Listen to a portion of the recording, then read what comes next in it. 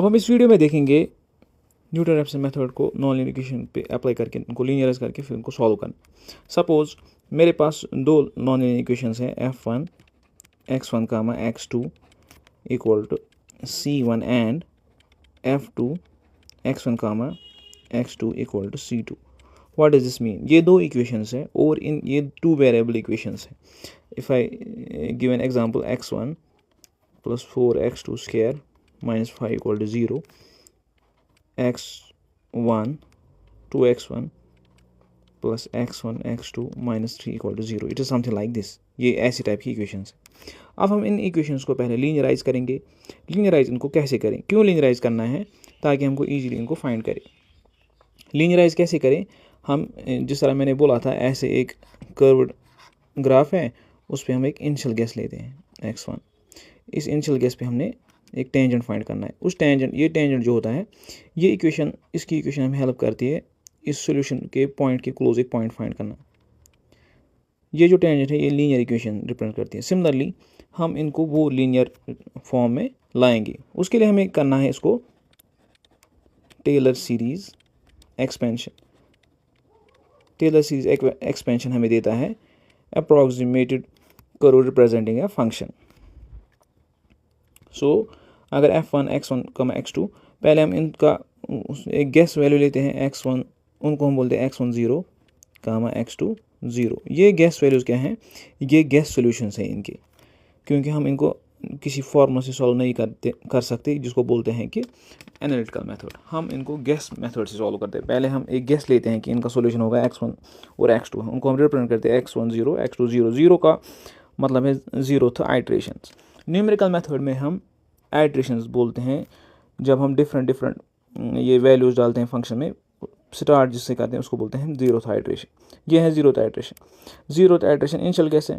सो अगर मैं इस गैस वैल्यू को फंक्शन में पुट करूँ f1 0 minus x2 0 equal to c1, ये जो फंक्शन है इस पे इसका वैल्यू सेटिस्फाई नहीं होगा, तो ये एक्चुअल वैल्यू से कुछ अमाउंट दूर होगा। Similarly f2 x1 0 x2 0 equal to c2। अब हमने एक इनिशियल गैस लिया, ये कुछ सॉल्यूशन से कुछ अमाउंट दूर है, उसको हम बोलते हैं एस्टिमेटेड वैल्यू। सो जो हमारा सॉल्यूशन होगा नेक्स्ट पॉइंट x2, उसको हम बोलेंगे x1 1। वो होगा बराबर x1 0 प्लस डेल्टा x1 0। यानी कि ये जो डेल्टा डिफरेंस है ये वो एस्टिमेट है जो इस गैस वैल्यू को क्लोज लाएगा सॉल्यूशन के। Similarly x2 1 will be x2 0 plus delta x2 0। Because this function is a two variable function, that's why we are using x1 and x2 again and again. So हम दोनों value पे, सो हमने x1 0 guess किया, x2 0 guess किया, हमें find करना है delta x1 0 और डेल्टा x2 0। ये वैल्यूज़ हम इस फंक्शन में फाइंड करेंगे पहले टेलर सीरीज एक्सपेंशन अप्लाई करके। टेलर सीरीज फंक्शन अप्लाई करना, टेलर सीरीज एक्सपेंशन एक सीरीज़ का क्या होता है, उसका उस वैल्यू पे, गेस वैल्यू पे पहले उसका value f1 0 x2 0 plus delta partial derivative of this function with respect to first variable at x1 0 x2 0 times delta x1 0 plus partial derivative of same function with another variable x2 at guess value x1 0 x2 0 into delta x2 0। Similarly फिर आएगा double derivative, triple derivative, higher order derivative, वो हम dot से ऐसे represent करें higher order terms equal to c1। इस function पे मैंने टेलर सीरीज अप्लाई की। अब हम दूसरी फंक्शन को भी एक्सपेंड करते हैं f2 x1 0 x2 0 प्लस इस फंक्शन को f2 को partial derivative with respect to variable 1 at guess value delta x1 0 plus इसी फंक्शन को f2 by delta x2 at x1 0 x2 0 so on higher order terms equal to c2। ये expansion मैंने कहाँ से लाया? अगर हम फर्स्ट ऑर्डर जो हमने पहले जो ग्राफ डाला था उस पर थोड़ा सा फोकस करेंगे। ये कैसे मैंने लाया था? सपोज़ न्यूटन में हमें मिला था जब हमने ऐसे कर्व लिया था, यहाँ पे हमने इनिशियल गेस लिया था x1, तो हमने उसे टेंजेंट फाइंड किया था, उस टेंजेंट की इक्वेशन है ये एक्चुअली। वो टेंजेंट की इक्वेशन हमें देता है ये पॉइंट जहाँ पे ये एक्सिस को टच करता है x2 आया था बराबर x1 minus F of x1 divide by F dash x1। इसको मैं थोड़ा एनालॉगस लूँगा जो हमने भी टेलर सीरीज एक्सपेंशन से निकाला। हम देखेंगे x2 माइनस x1 आएगा बराबर minus F of x1 divide by F dash x1, और हम लिखेंगे इसको मल्टीप्लाई करेंगे x2 minus x1 into F dash x1 plus F of x1 equal to 0, यानी कि टेलर सीरीज एक्सपेंशन आएगा F of x1 plus D by D X of F of x at x1 into x2 minus x1। ये जो x2 और x1 है इनकी difference होगी वो एस्टिमेट डेल्टा x। इसको मैं लिखूँगा डेल्टा x इक्वल टू 0। हमें फाइंड करना है डेल्टा x। अगर हमने डेल्टा x फाइंड किया, डेल्टा x है find x2 minus x1 known है, तो x2 डेल्टा x हमने फाइंड किया, ये और ये अगर फाइंड किया x2 खुद आएगा। ये क्या है मैं यहाँ पे दिखा रहा हूँ, जो टेलर सीरीज एक्सपेंशन है उससे रिजेंबल कर रहा हूँ कि हम कैसे ये इसका बैकग्राउंड क्या है, ऐसे क्यों लिखते हैं expansion. It is actually giving us the equation of this linear approximation this curve. So going back to our main problem, ऐसे हमने टेलर सीरीज एक्सपेंशन की इक्वेशंस आ गई। अब हम हायर ऑर्डर टर्म्स को यूजुअली इग्नोर करते हैं। क्यों? एक तो हायर ऑर्डर टर्म्स उनका डेरिवेटिव हायर होता है, जितना एक फंक्शन का डेरिवेटिव हायर हो। सपोज अगर हमारे पास नॉन इक्वेशन है x2 plus x equal to C, अगर मैं इसका थर्ड डेरिवेटिव फाइंड करूँ इस इक्वेशन का, पहला डेरिवेटिव आएगा इसका 2x प्लस 1, सेकंड आएगा 2 प्लस 0, थर्ड आएगा 0। जितने हम हायर डेरिवेटिव में जाते हैं तो फंक्शन का वैल्यू कम होता जा रहा है, और डेल्टा एक्स का वैल्यू, डेल्टा एक्स जो है इसको पावर बढ़ता है, डेल्टा एक्स स्मॉल वैल्यू तो वो ऑलमोस्ट वो टर्म 0 हो जाती है। तो यूजुअली हम इस चीज़ को इग्नोर करते हैं। सो हम हायर ऑर्डर टर्म्स को इग्नोर करेंगे, इसको हम सिंपली लिखेंगे ये भी कॉन्स्टेंट टर्म है, ये भी कॉन्स्टेंट टर्म है, ये भी कॉन्स्टेंट टर्म्स को हम एक साइड लाएंगे।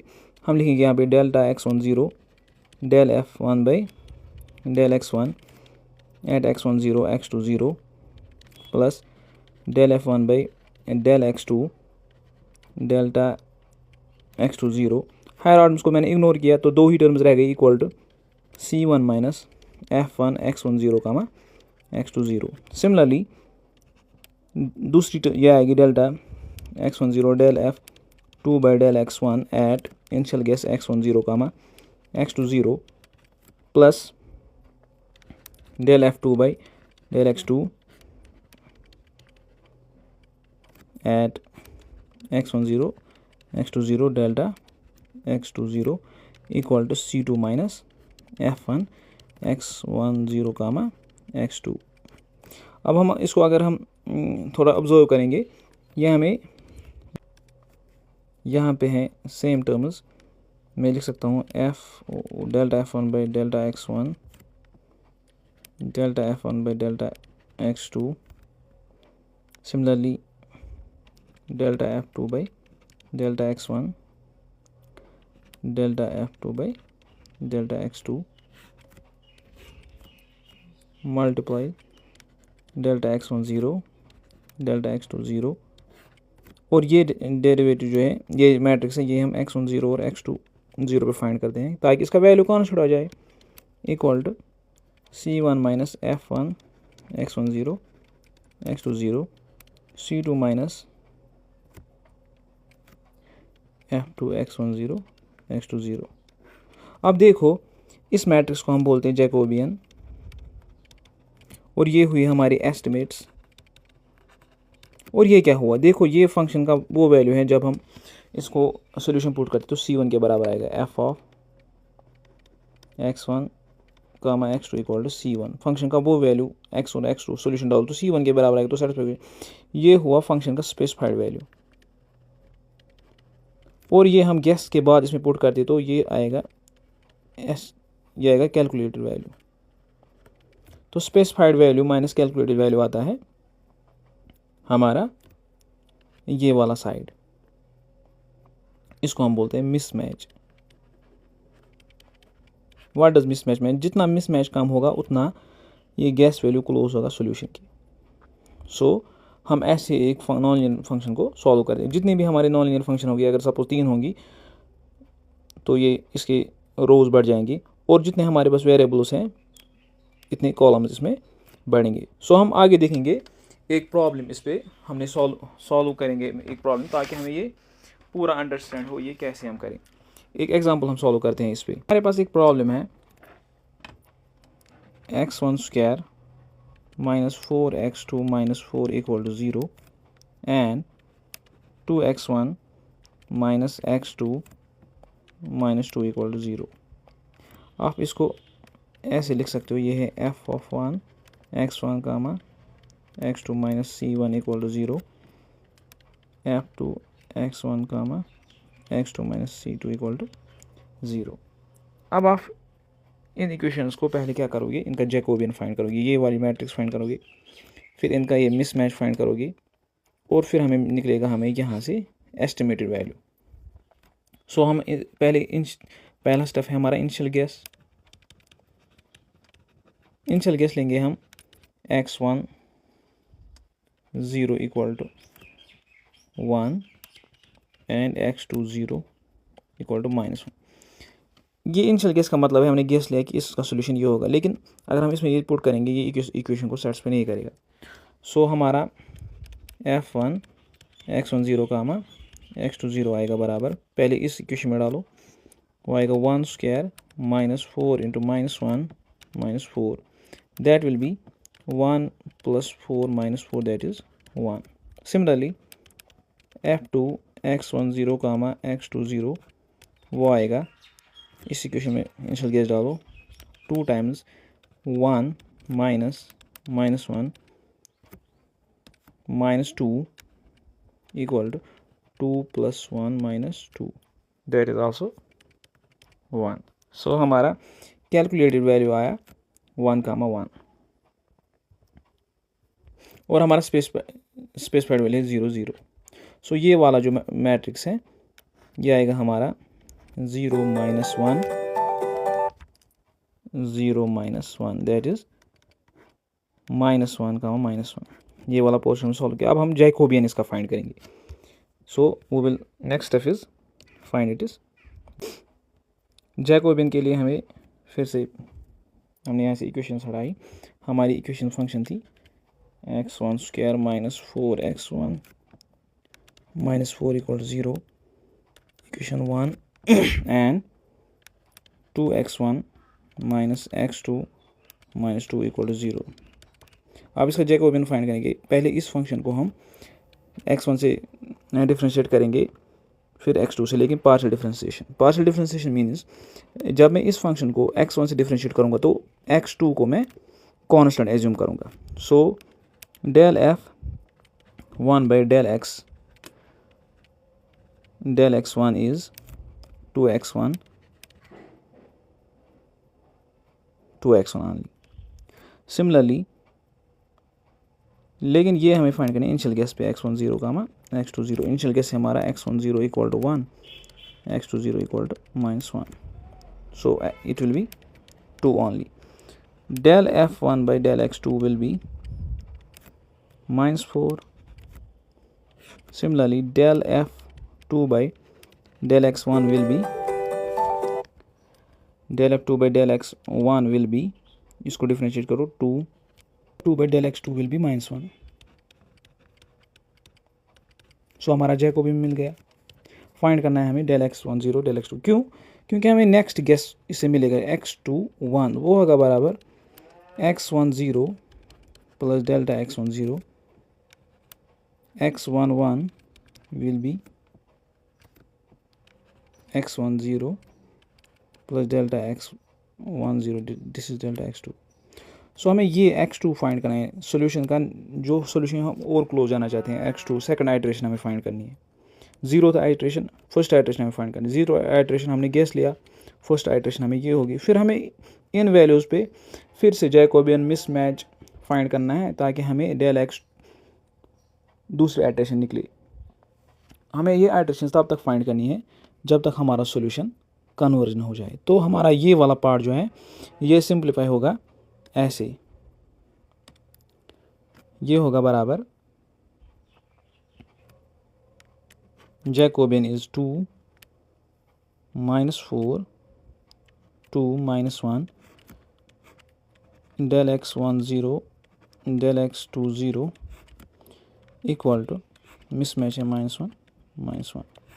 अब हम ये वाली मैट्रिक्स जो है del x1 del x2 0 कैसे, ये इसके लिए बहुत सारे मेथड्स हैं। या तो हमें इस मैट्रिक्स का इनवर्स दोनों साइड मल्टीप्लाई करना होगा, तो यहाँ पे ये मैट्रिक्स रहेगी, तो फिर हमें यानी कि ये इस फॉर्म में है ax इक्वल टू b। अगर हम a इनवर्स दोनों साइड मल्टीप्लाई करेंगे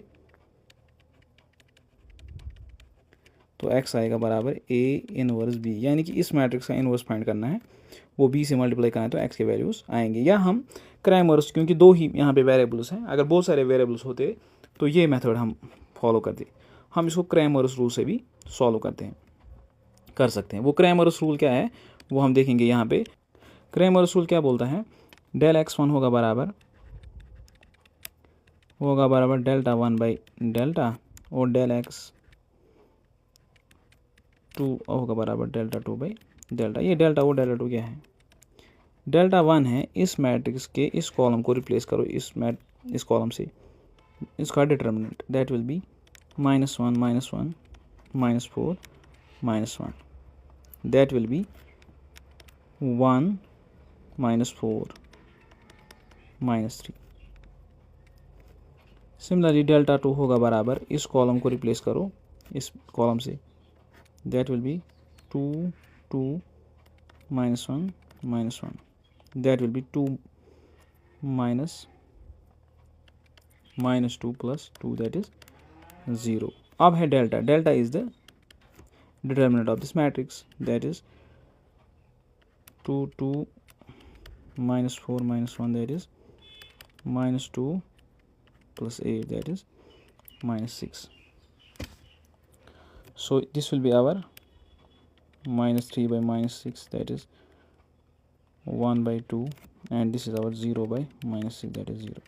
So we found initial this estimates. So our next guess will be x1